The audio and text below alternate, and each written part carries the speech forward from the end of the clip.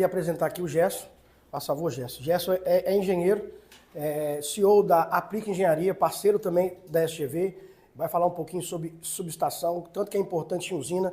Integrador que está aí com dificuldade, com projeto, laudo. Está aqui hoje um especialista que vai te sanar todas as dúvidas. Seja bem-vindo, parabéns. Obrigado. E deixa eu colocar para ti. Fique à vontade. Muito obrigado. Primeiramente, eu agradeço a SGV, ao Marcelo, ao pessoal da SGV pela oportunidade de poder participar junto com todos vocês.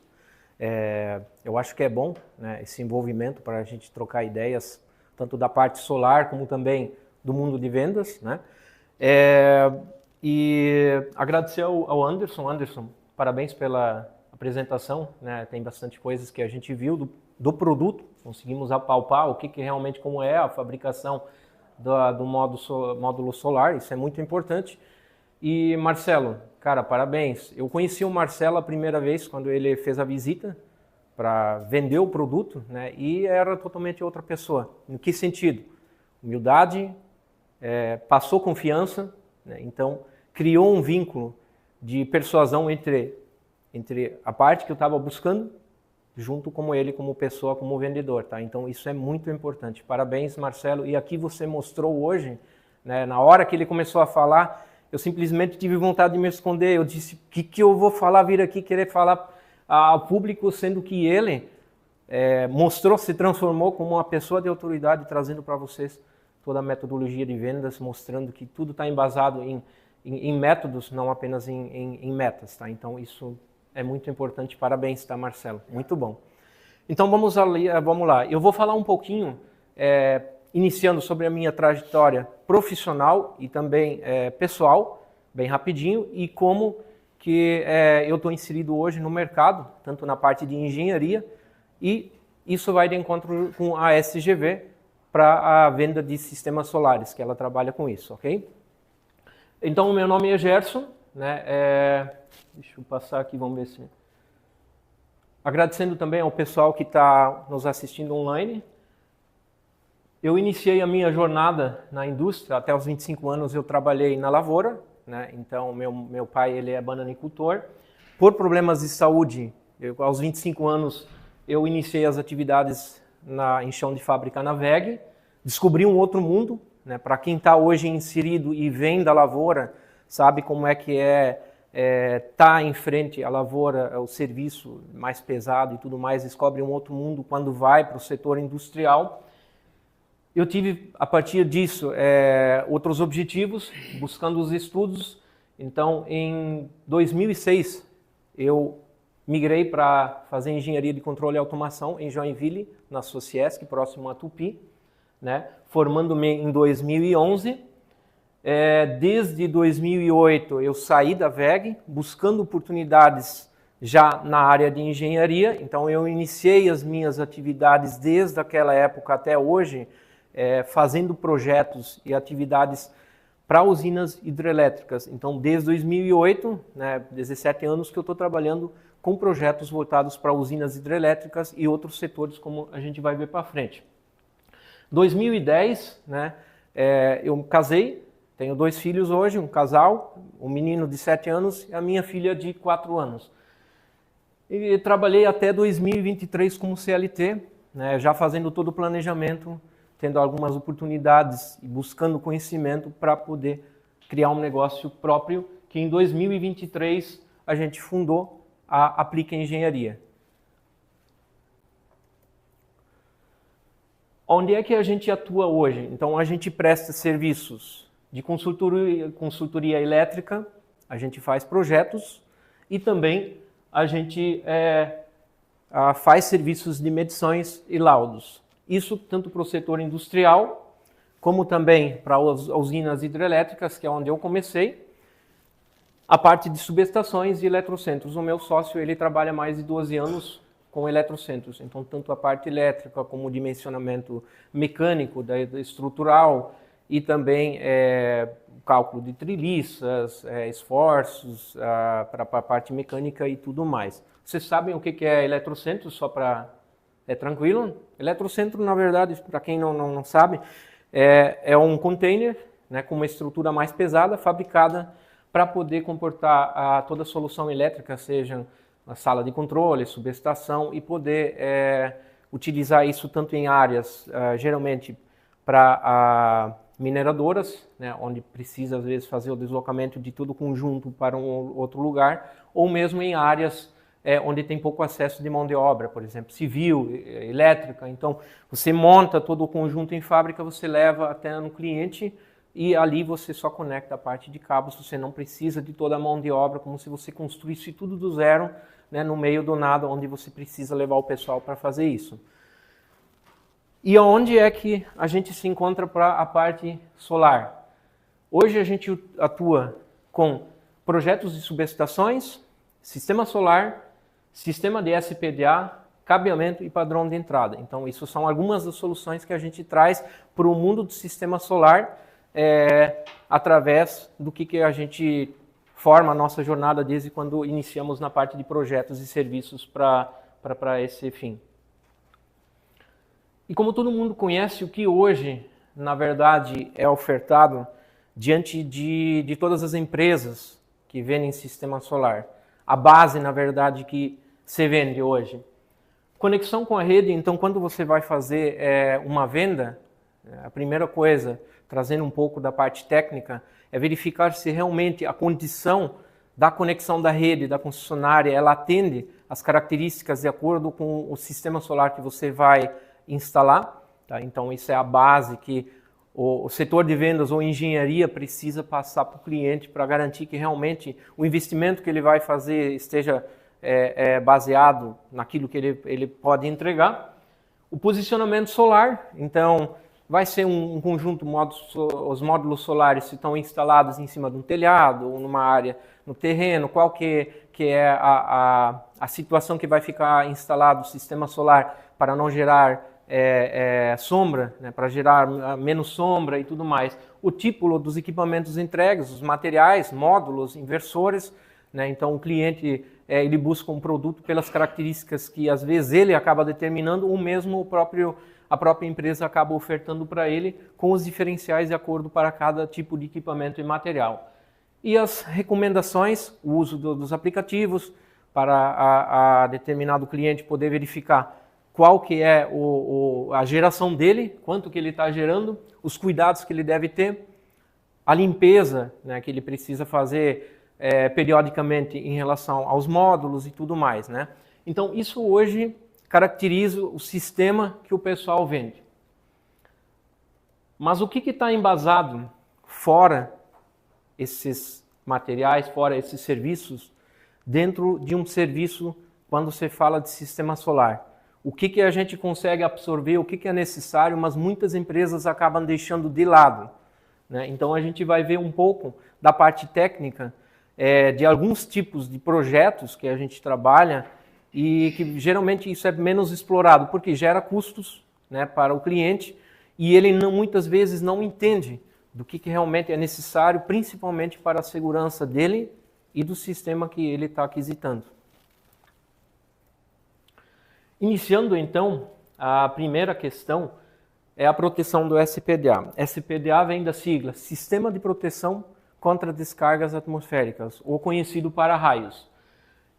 Hoje, a norma NBR 5419 ela foi atualizada em 2015, então era uma apostila apenas, ela foi transformada em 4 apostilas para trazer todas as condições diante de uma construção, uma edificação, seja empresa ou qualquer outro tipo de instalação, formar um conjunto de métricas que o profissional que vai fazer uma instalação, vai fazer o dimensionamento, ele caracterize cada conjunto dessas métricas para chegar a determinar qual que é a prioridade do sistema do SPDA que ele vai instalar, que é necessário para a instalação dele. Então, o tipo do telhado, a altura do pé direito, qual o índice de raios ocorridos na região, como é que é o acesso da energia, por exemplo, do sistema da rede, se é aéreo, se é subterrâneo, comunicação, que tipo de instalação que é se é uma área explosiva, classificada, se tem o vínculo de pessoas, né? Então, tudo isso são características que devem ser apontadas e, através disso, se faz uma seleção para poder chegar num consenso de qual é a melhor classe do SPDA para fazer a instalação. Então, a gente caracteriza por 4 tipos de métodos, de classes do SPDA, que ele se forma, para poder fazer trazer mais segurança para qualquer edificação. Muita gente então pergunta, e às vezes o cliente diz para mim, mas então instala a melhor solução, instala a classe 1, que vou estar protegido para toda a minha edificação de uma maneira mais assertiva, mas isso impacta em custos. Então, se eu uso uma classe, eu preciso ou mais ou menos materiais. E o cliente ele busca segurança, né, que muitas vezes é preciso explanar isso para ele, para que a partir disso ele saiba o que realmente ele vai investir, e ao mesmo tempo ele precisa estar seguro e ele quer economizar. Então, por isso a gente mostra essa questão do qual o melhor método que precisa ser feito. Isso é feito através de uma análise de risco, geralmente é feito através de um software específico ou através de planilha, onde você seleciona de acordo com as características que eu acabei comentando para chegar de qual é a melhor classe de instalação. Fora isso, a norma que fala especificadamente para o sistema solar é a IEC 63227. Tá? Então, essa norma, ela especifica justamente todas as características voltadas mais só para o sistema solar. Tá? O que é necessário ter para você fazer uma instalação de sistema solar. Isso tanto em cima de uma edificação, num telhado, como também quando eu vou fazer uma instalação no terreno, né, no chão. E uma das principais características sobre esse sistema, até quando eu fiz a aquisição do sistema solar, eu pedi para o pessoal que vendia, olha só, eu quero um inversor e eu quero o DPS, isso tanto antes do inversor, no lado VCC, que vem dos módulos, como também no lado VCA, que vai para a rede. E a maioria falava para mim, não, Gerson, o nosso sistema aqui, o próprio inversor, ele já vem preparado para isso. Ok. O que eu perguntava para eles? Primeiro que existe esse embasamento da norma técnica, mesmo que ela seja internacional, mas que diz que é obrigatório colocar o DPS, dispositivo de proteção contra surtos, né, ou contra raios, tanto antes como depois do inversor. Né? E se eu tenho hoje, eu aquisitei o meu sistema solar com SGV, passou 2, 3 anos, né, ou mais, como que eu vou, o dia que der um raio e queimar a proteção do meu inversor, qual é o tempo que que a empresa vai ter para eu entrar em contato com ela e ela pegar o meu inversor e disponibilizar outro para colocar no lugar? E se não tem a fabricação do mesmo? Eu vou ter que aguardar 1, 2 semanas, um mês? E se a gente fala isso em proporção maior para uma usina solar de 1 mega, 2 mega, como é que funciona? Ela vai ficar sem gerar? Né? Então isso tem que metrificar. Hoje um DPS você encontra em qualquer esquina onde existe uma loja elétrica.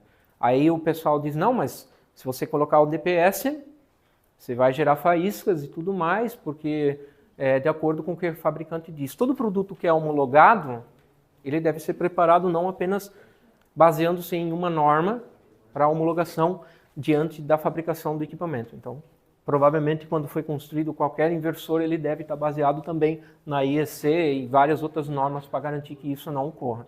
Então, é obrigatório que se coloque um DPS antes e depois do que vai para a rede.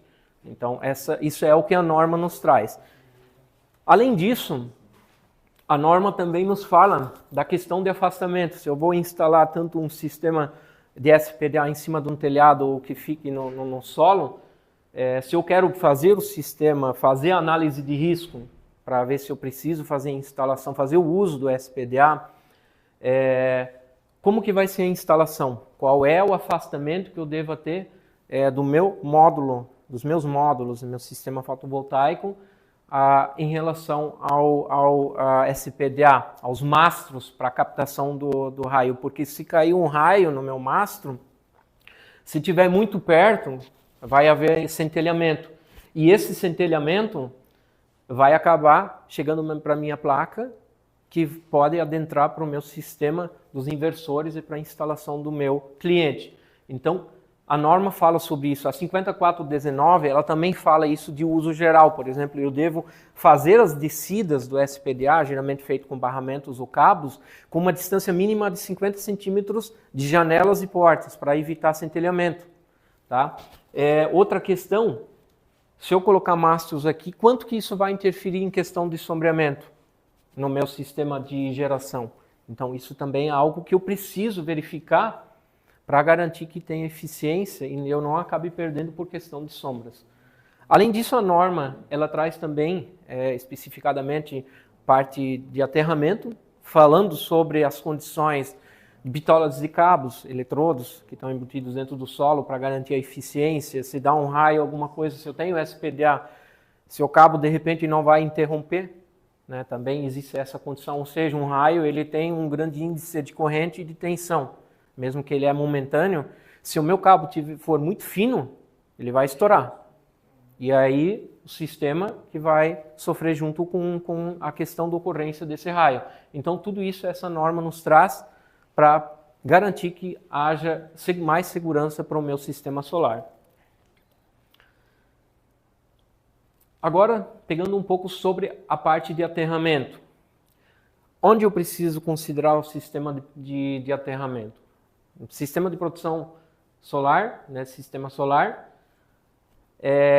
para a questão de produção de vidas humanas e também na eficiência do SPDA. Então, tanto trazendo isso para o sistema solar, se eu vou ter um SPDA ou mesmo DPS, eu preciso garantir que ele esteja conectado solidamente no sistema de aterramento. Então, eu tenho que garantir que esse sistema de aterramento esteja preparado para garantir, se der algum curto, principalmente se eu falo numa indústria, se houver uma corrente de curto-circuito, que isso escoe com maior eficiência, evitando que isso repasse para os equipamentos, seja do sistema solar ou mesmo dos equipamentos industriais e tudo mais. Então, precisa ser preparado, todo o sistema precisa ser preparado para garantir que o aterramento tenha essa eficiência e evite danos, e principalmente para as pessoas que operam naquele local.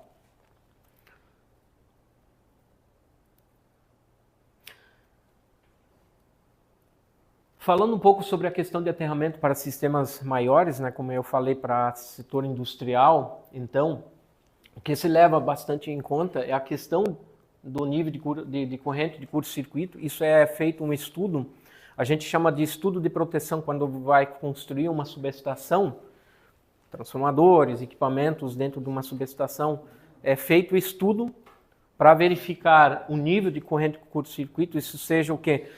Se eu tenho um sistema trifásico e uma fase encosta no outro, principalmente onde existe o fechamento do transformador, da máquina, qual que é o nível de curto-circuito que eu tenho naquele ponto? Qual é o potencial que eu tenho?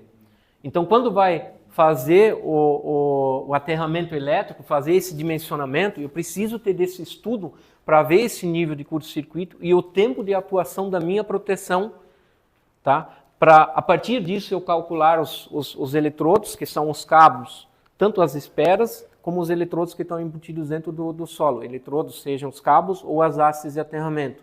Então, o volume dos eletrodos e a bitola, principalmente por questão de corrente de curto-circuito, é fundamental que eu dimensione isso.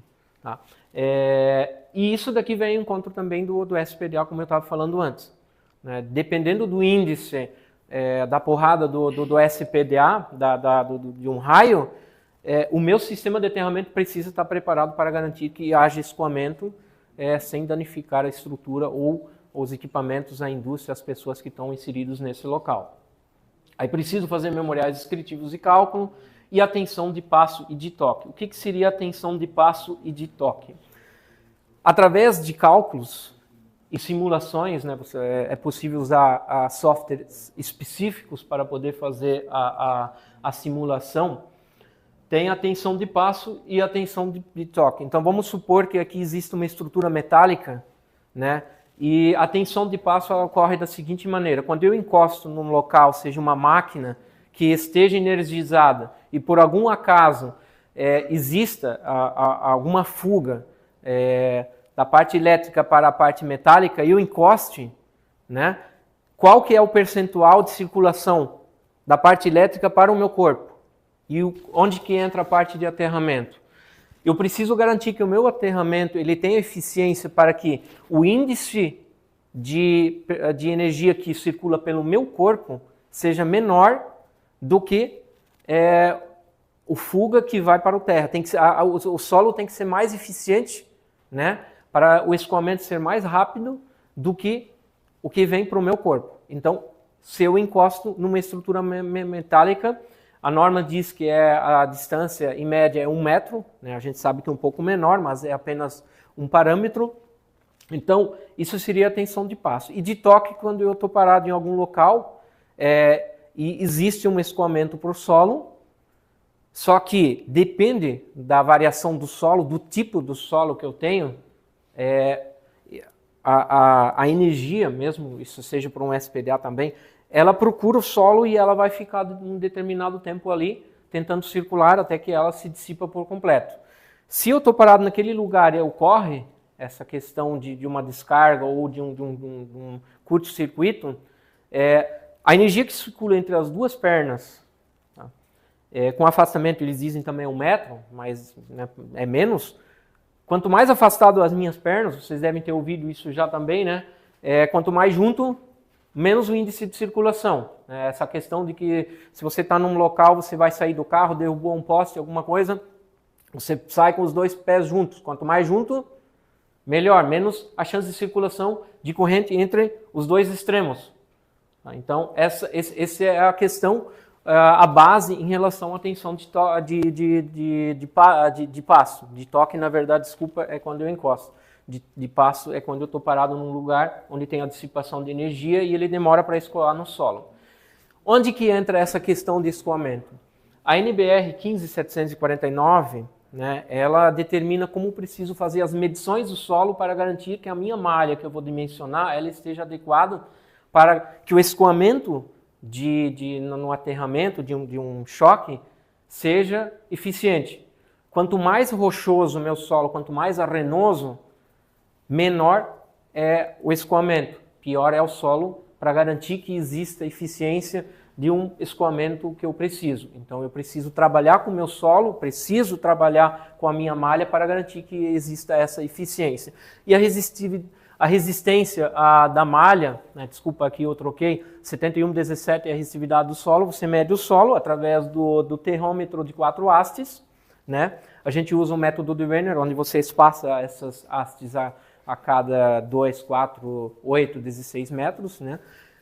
E a resistência da malha, você prepara a malha, dimensiona ela e faz a medição para ver se existe eficiência da malha. Então você tem ela pronta, depois você vai fazer essa medição, descobrindo a zona do patamar, né, que é uma curva, de acordo com as medições que você faz, para garantir que a tua malha também tem eficiência. Então, é o solo que tem que ser eficiente e a malha que você fez o dimensionamento.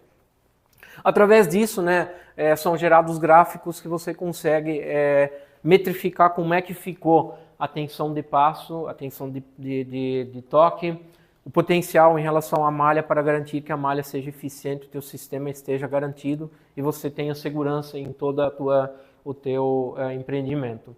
Essa simulação ela é feita com softwares específicos, a gente usa o TCAT. Ano passado, falando um pouco sobre a questão de módulo solar, de sistema solar, a gente participou de um serviço em Mato Grosso com mais de 27 mil placas solares.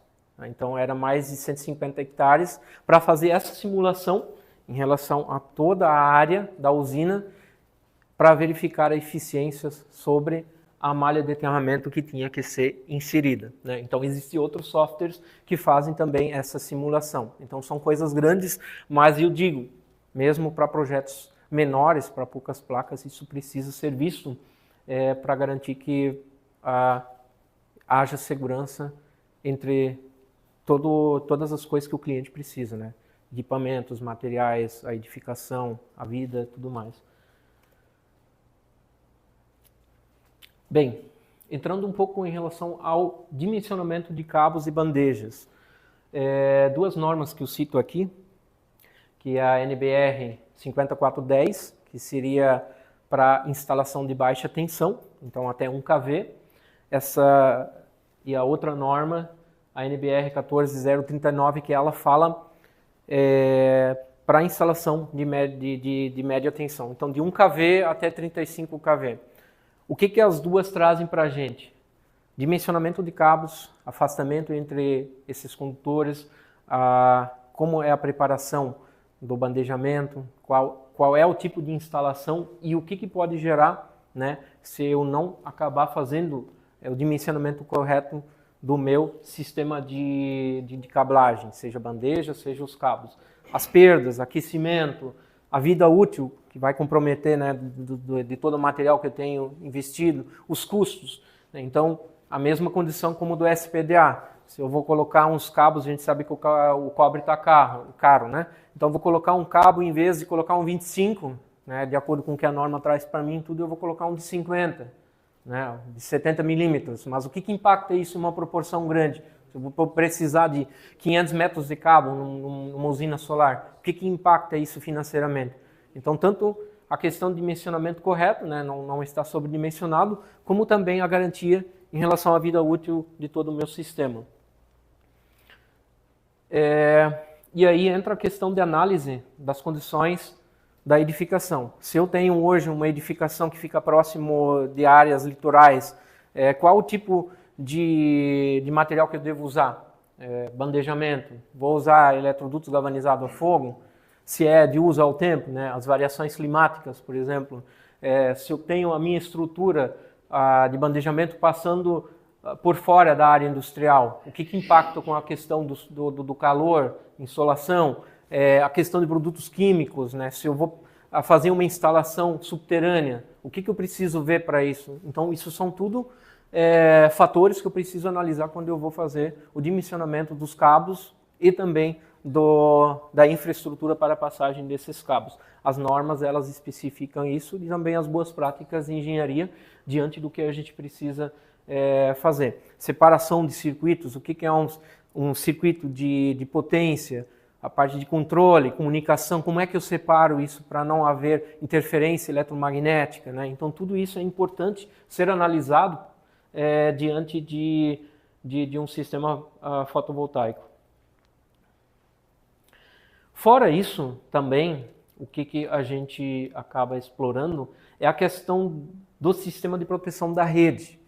Então, para sistemas fotovoltaicos, eu citei aqui a norma da Celesc, mas isso também serve para as outras concessionárias, Copel, Paraná, seja RGE, enfim, todas as concessionárias, elas têm a sua base de quando eu tenho um sistema fotovoltaico, eu faço as devidas proteções. Até 75 kVA, falando da Celesc, você não precisa fazer o uso do relé de proteção, até onde eu acabei explorando isso, né, conversando com o pessoal da engenharia. A partir disso, você precisa fazer a instalação do relé de proteção. Então, abaixo, você tem as proteções no próprio inversor, que fazem as proteções para isso. A partir disso, precisa fazer a instalação do relé de proteção. E o que a gente encontrou bastante, né, dentro de empresas é o uso de relé de proteção que não atende o que as normas da Celesc dizem. Ou seja, existem relés de proteção onde na hora de fazer a instalação para um sistema solar, às vezes já existe para a indústria, para fazer a proteção de subestação dele, e é usado mesmo para o sistema solar. E com isso, ele não funciona. Então precisa deixar algumas proteções desse relé desabilitadas. E essas funções, essas proteções desse relé, elas são obrigatórias que estejam ligadas. É o que a norma da Celesc acaba apontando para a gente.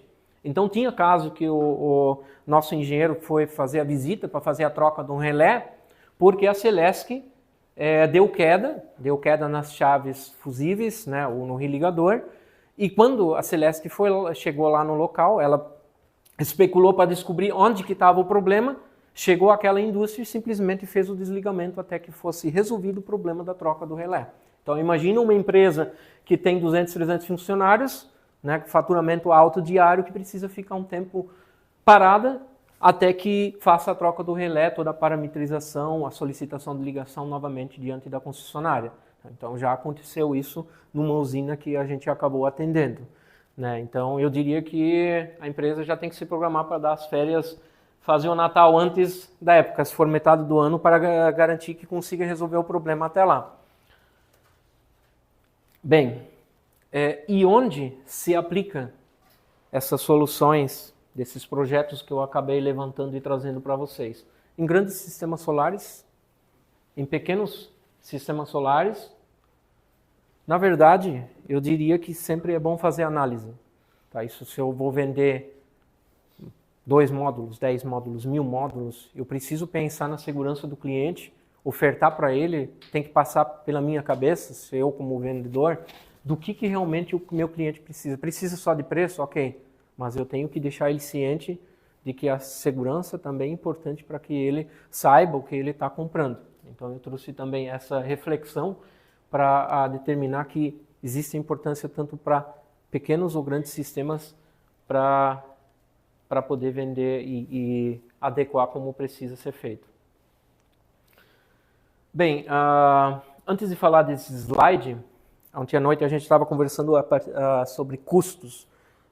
Hoje, na verdade, vocês têm uma noção quanto que custa um sistema solar de 1 mega, por exemplo, se eu quero construir uma usina de 1 mega? Vocês têm mais ou menos uma base assim de quanto é o valor? Hoje, pelo que a gente estava conversando, né, sai em torno de 4 milhões para 1 mega. Né? Então eu tenho que fazer um investimento de 4 milhões para poder gerar 1 mega de energia.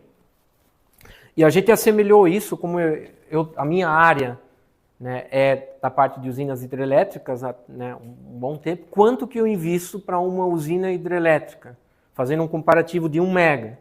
Então, a usina hoje, para quem vai investir, uma usina hidrelétrica, sai 18 milhões 1 mega. Né? Mas aí existe a condição das vantagens e desvantagens entre ambos os sistemas de geração. Né? O sistema solar hoje, ele não vai estar 24 horas gerando.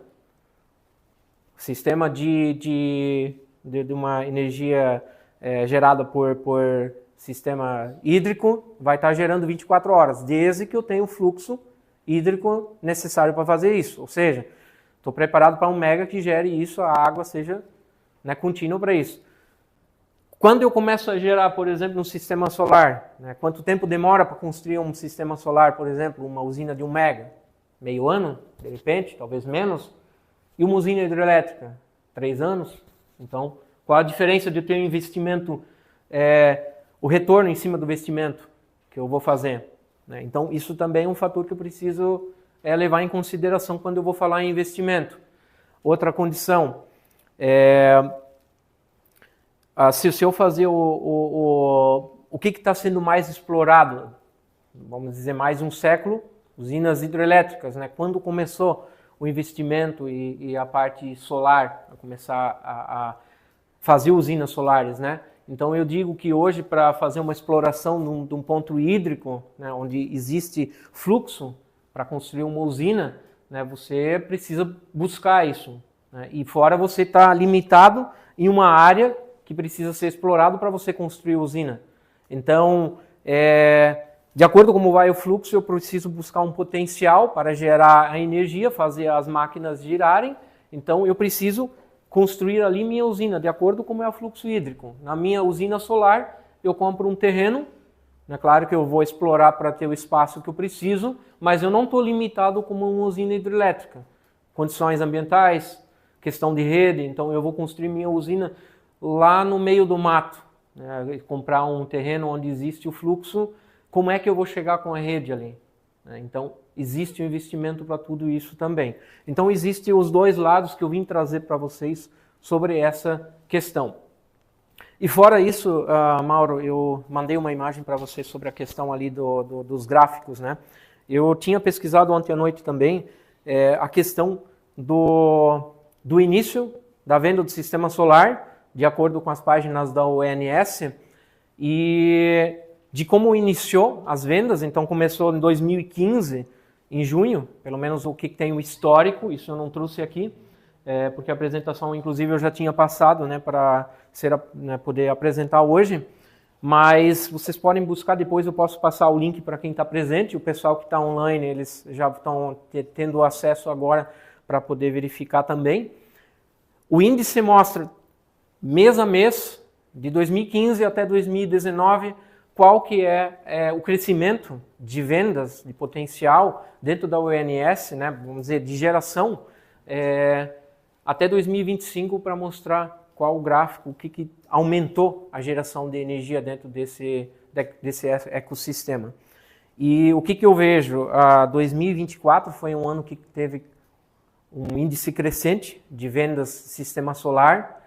2025, janeiro até agora, metade de fevereiro, também teve um índice de crescimento grande, né, pelo que eu vi no gráfico. E o que eu quero trazer com isso? Existem muitas áreas a serem exploradas ainda para a parte de venda solar, né? E aí eu volto para essa condição de vendas que o Marcelo ele iniciou hoje, passando essa mensagem para vocês sobre a questão da importância de vendas. É importante ter todo o embasamento técnico que eu acabei trazendo para vocês, saber como é a fabricação do sistema, do módulo e tudo mais, mas tudo isso tem fundamento desde que uma empresa ela se estruture a partir do quê? De vendas. É o coração hoje de uma empresa. É importante o financeiro, é importante a engenharia, precisa existir, só que o pontapé inicial se faz em cima de vendas. Então precisa saber vender, a empresa precisa ter profissionais qualificados que fazem a venda. Atendimento, pontualidade, transparência, coerência, qualidade, criar rapport. Então quando eu fiz o primeiro contato, seja com a SGV, com várias outras empresas, né, eu até conversando com o pessoal, eu fiz um levantamento ali de várias empresas, porque várias empresas entram em contato com a gente. 12 empresas. Exatamente, que entram em contato com a gente para a gente acabar ofertando serviços junto. E quando eu fiz o contato com elas, a mesma questão. Todas elas passaram valores para mim, preço, né? Alguns fizeram visita e quem realmente mostrou diferencial foi aquele que mostrou coerência, rapport, criou um vínculo dentro do meu ambiente, desde do início da recepção até fechar a venda. Então tinha gente depois que eu tinha feito a instalação do sistema solar, um mês depois, que entraram em contato comigo querendo vender sistema solar. Eu disse, não, já estou com ele instalado mais de um mês. Está atrasado até para fazer a proposta para entrar em contato comigo e me dar um retorno. Então imagina para querer ofertar um produto. Tá? Então a questão é venda confiança, venda valor. Tá? Esteja inteirado junto com o cliente, conheça a dor dele para a partir disso criar uma venda, tentar ajudá-lo. Então isso o Marcelo deixou claro, eu queria trazer essa reflexão para vocês para também encerrar a apresentação da parte técnica em relação aos projetos que eu vejo que são fundamentais para um sistema solar e também para qualquer indústria, serviço, para o que ela precisa analisar um todo para garantir a segurança.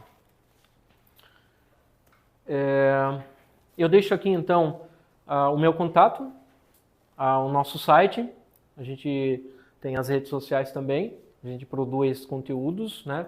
Agradeço a todos pela atenção, pela oportunidade, a SGV, o Marcos, o Marcelo, pelo convite de poder trocar ideias e a gente aprender junto. E fico à disposição para perguntas a partir de agora.